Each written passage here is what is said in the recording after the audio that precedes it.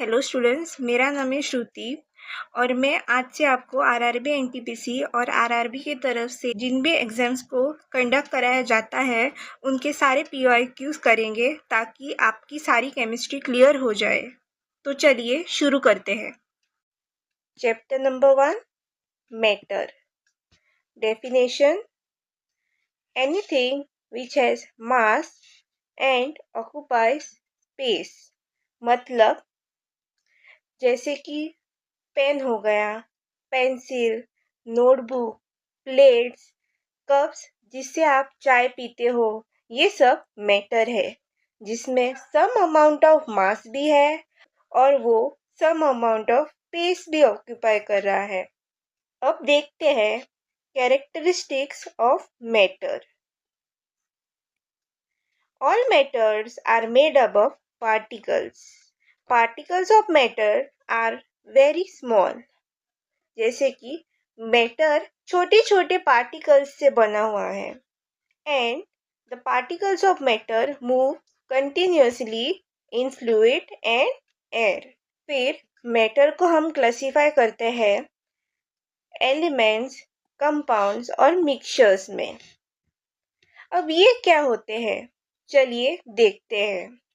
Elements, इसकी definition: it is the purest form of matter which cannot be decomposed into simpler substances by any chemical or physical change। जैसे कि gold हो गया, आपका silver हो गया। अब गोल्ड को हम तोड़ के कोई और एलिमेंट तो नहीं बना सकते, वो गोल्ड ही बनेगा। वैसे ही सिल्वर को भी हम तोड़ के सिल्वर ही बना पाएंगे, वो कुछ और तो नहीं निकलेगा।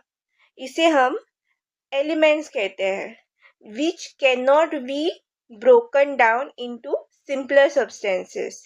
फर्दर एलिमेंट्स को हम क्लासिफाई करते हैं मेटल्स, नॉन मेटल्स और मेटलॉइड्स में। हम ये पूरा चैप्टर आगे आने वाली क्लासेस में करेंगे। Next, compounds. What are compounds?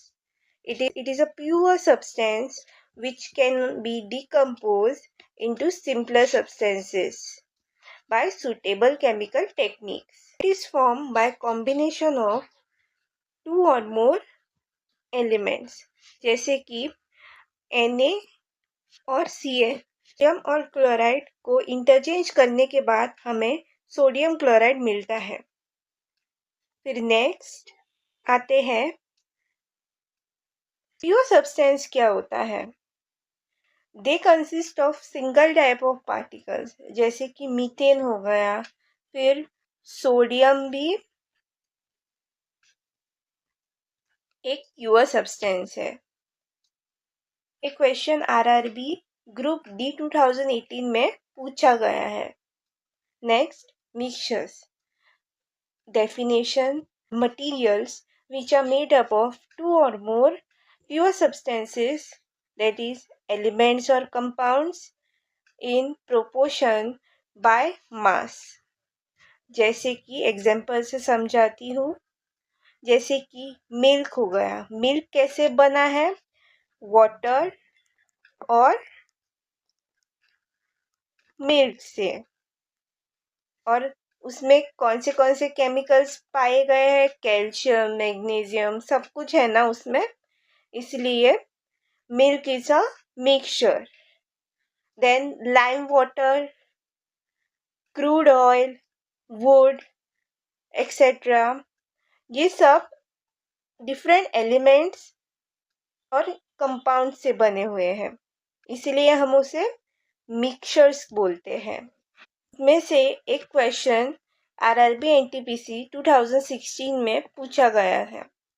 Air is the mixture of both elements and compounds. Both elements and compounds. Air में एलिमेंट्स भी प्रेजेंट है और कंपाउंड्स भी प्रेजेंट है which we cannot see. Next, अब मिक्सचर्स को हम क्लासिफाई करते हैं into two types which is homogeneous and heterogeneous.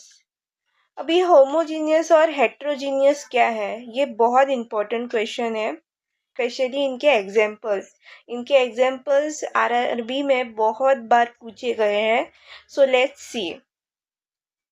It has uniform composition throughout and there is no visible boundaries of separation between the constituents.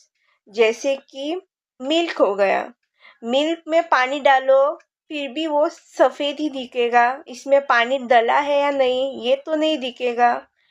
फिर heterogeneous, it does not have uniform composition throughout and has visible boundaries of separation between different constituents. इसका मतलब हम sand को पानी में डालेंगे तो हमें सैंड के पार्टिकल्स भी दिखेंगे और पानी के पार्टिकल्स भी दिखेंगे. That's why it does not have a uniform composition. Homogeneous mixtures cannot be seen by microscope. जैसे कि दूध में हम पानी मिलाते हैं और वो माइक्रोस्कोप के अंदर डालते हैं तो हमें पानी दिखेगा नहीं ना. वैसे ही इन हेट्रोजीनियस हम सैंड को पानी में डालते हैं तो हम माइक्रोस्कोप में लेकर जाएंगे तो हमें सैंड के पार्टिकल्स भी दिखेंगे छोटे छोटे. That's why it can be seen by microscope. इसके एग्जांपल्स बहुत इंपॉर्टेंट है, ये याद रखना. Sugar dissolved in water, then unpolluted air, then petrol, alloys, etc. ये सब याद रखना. ये आरआरबी एनटीपीसी 2016 और आरआरबी जेई 2019 में पूछे गए हैं. फिर हेट्रोजीनियस मिक्सचर के एग्जांपल्स जैसे कि milk, iron filing, sulphur, suspension, soil, sand, lime water mixture और oil and water. ये क्वेश्चंस आरआरबी जेई 2014 और आरआरबी ग्रुप डी 2018 में पूछे गए थे. तो ये एग्जाम्पल्स बहुत ज़्यादा इम्पॉर्टेंट है in terms of exam perspective because ये बहुत बार क्वेश्चंस पूछे गए हैं हर आरआरबी एग्जाम्स में. सो ये बहुत इम्पॉर्टेंट है. We will see physical change of matter and chemical change of matter. इनमें से इनके भी एग्जाम्पल कई बार पूछे गए हैं तो ये भी याद रखना. फिजिकल चेंज ऑफ मैटर को हम क्लासिफाई करते हैं सॉलिड, लिक्विड और गैस में. जैसे कि मेल्टिंग ऑफ आइस क्यूब, ये सॉलिड से लिक्विड में कन्वर्ट हो गया. आइस सॉलिड था फिर वो लिक्विड में पानी बन गया उसका. फिर ग्लोइंग ऑफ प्लेटिनियम वायर, ये क्वेश्चन आरआरबी 2016 में पूछा गया था. फिर केमिकल चेंजेस पे आते हैं. वन और more new substances are form. Milk को हम कन्वर्ट करके दही बना सकते हैं, पनीर बना सकते हैं, घी बना सकते हैं. इसको हम केमिकल चेंजेस ऑफ मैटर कहते हैं. और क्वेश्चन आरआरबी ग्रुप डी 2016 में पूछा गया था. Can souring of butter, RRB APL 2018. ये एग्जाम्पल्स करके जाना बहुत इम्पोर्टेंट है. Third, water changes in ice, इसमें लिक्विड टू सॉलिड में कन्वर्ट हो गया. ये आरआरबी ग्रुप डी 2018 में ये क्वेश्चन पूछा गया था. फिर हेट्रोजीनियस मिक्सचर में डस्टिंग ऑफ आयन, इसको हम करोजन भी कहते हैं.